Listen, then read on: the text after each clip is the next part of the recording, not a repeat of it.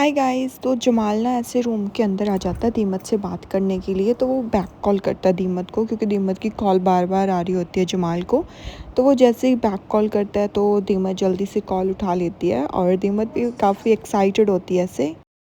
तो वो सीधा बोलते है कि hello Jamal, how are you. तो वो जमाल बोलता है कि मैं ठीक हूँ, तुम कैसे हो। और वो दोनों ना बहुत ज़्यादा ऐसे खुश होते हैं बॉयफ्रेंड गर्लफ्रेंड बनकर। तो वो बोलती है कि तो कुछ घंटे तक तुम्हारे साथ मेरी बात नहीं हुई ना, तो अब मैं तुम्हारी आवाज़ सुन रही हूँ तो मेरे को काफ़ी अच्छा लग रहा है। भाई ये कुछ ज़्यादा ही नहीं चीज़ी हो रहे हैं अब लोग। फिर उसके बाद वो पूछती है कि क्या आप तो मेंशन में हो। बोलता है कि हाँ मैं मेंशन में हूँ और यहाँ पर ना बहुत ज़्यादा टेंशन हो रही है। तो वो बोलता है कि क्या हुआ जमाल, तुम ठीक हो, तुम्हारी आवाज़ भी ऐसे अच्छी नहीं आ रही मेरे को, कोई प्रॉब्लम तो नहीं है। वो बोलता है कि यहाँ पर तुम्हें पता ही है ना कि कैसी चीज़ें चल रही हैं इलुल और मरजान के बीच। तो वो बोलती कि oh really, oh my God, मेरे को बहुत बुरा लगा ये सुनकर। मतलब आई नो इलुल भी प्रॉब्लम है बट स्टिल मरजान तो ठीक है ना। तो वो बोलता है कि हाँ मरजान ठीक है। वो बोलते है कि कोई बात नहीं, मैं उसको कॉल कर लूँगी। वो बोलता है कि हाँ मेरे को पता है कि वो ठीक है अभी तक तो, बट वो कब तक ठीक रहेगी। इलुल उसी को तो कसूरवार मतलब समझ रही है ना सब चीज़ों के लिए। फिर ना उसके बाद जमाल उसे बताता है कि यहाँ पर ना बहुत ज़्यादा ऐसे अपसेट माहौल चल रहा है, सब लोग बहुत ज़्यादा अपसेट है और मैं भी बहुत ज़्यादा अपसेट हूँ। बिकॉज़ मतलब मैं कुछ कर ही नहीं पा रहा, मुझे आतिश को ऐसे देखना ना बिल्कुल भी अच्छा नहीं लग रहा, मैं क्या करूँ। फिर वो बोलता है कि क्या तुम घर पे हो। बोलती है कि हाँ हाँ मैं घर पे हूँ। तो तभी पीछे से आवाज़ आती है। बोलते है कि पीछे से कुछ आवाज़ आ रही है। वो बोलती है एक्चुअली मैं बालकनी में बैठी हूँ ना इसीलिए, बट मैं थोड़ा टाइम पहले बाहर गई थी, वो मुझे चॉकलेट खाने की क्रेविंग हो रही थी तो इसीलिए फिर मैं बाहर चली गई थी। तो अभी घर पे कुछ नहीं था खाने को, इसीलिए तो अभी आई हूँ घर पे और अभी चॉकलेट भी लेकर आई हूँ साथ में, तो अभी बैठ कर खाऊँगी। तो फिर उसके बाद ना जमाल उसे जाने लग जाता है। जमाल बोलता है कि मतलब इतनी रात को तुम अकेली क्यों गई थी। वो बोलती है क्यों, क्या हुआ जमाल, इसमें क्या गलत है। वो बोलता है कि तुम सीरियसली आधी रात को घर से बाहर अकेली घूम रही हो। अगर तुम्हें कुछ चाहिए ही था तो जस्ट मुझे बता देती, मैं चॉकलेट तुम्हें मैं लेकर दे देता, मैं लेकर आ जाता चॉकलेट तुम्हारे लिए। तो इतना सुनते ही ना दीमत ऐसे स्माइल सी करने लग जाती है। तो उसके बाद वो बोलती कि सीरियसली तुम इतनी दूर से मेरे लिए सिर्फ एक चॉकलेट लेकर आते, इतनी भी मैं पागल नहीं हूँ कि मैं तुम्हारा टाइम वेस्ट करूँ। तो वो बोलता है कि ऐसी ही बात है जी दीमत, अगर मुझे दूसरी दुनिया से भी लेकर आना पड़े ना तुम्हारे लिए चॉकलेट, तो मैं कभी भी किसी भी टाइम पर लेकर आ सकता हूँ। कहीं भी जाना पड़े तुम्हारे लिए कुछ भी लाने को तो मैं लेकर आ सकता हूँ।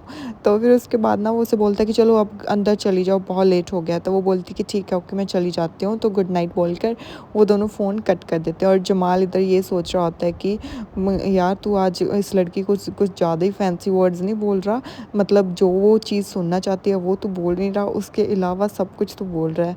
भाई जो जिस चीज़ पर थोड़े स्ट्रेट होना चाहिए वो तो बोल नहीं रहा।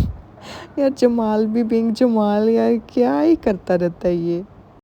फिर इसके बाद ना दीमत खुद बैठी सोच रही होती है कि मतलब कुछ और तो इससे मर्जी बुलवा लो, बस वो 2 वर्ड्स बोलने में इसको बहुत ज़्यादा तकलीफ़ हो रही है।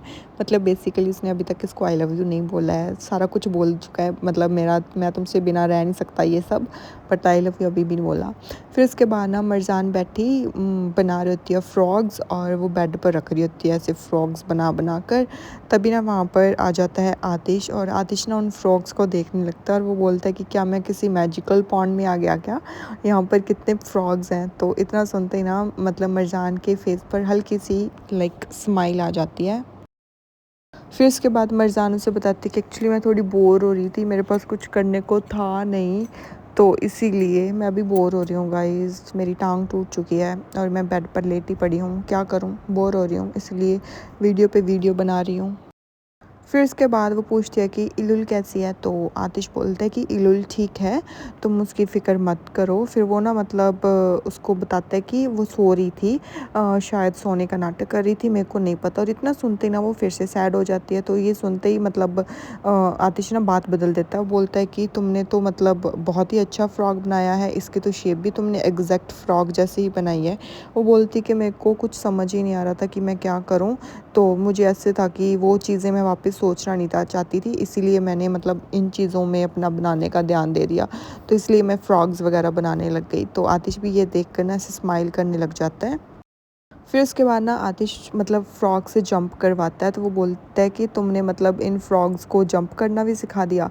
तो मरजान बोलती कि अभी थोड़े ये लेज़ी हैं, अगर मैं अगर मैं इसको फ्रॉग को किस करूँगी क्या ये प्रिंस बन जाएगा।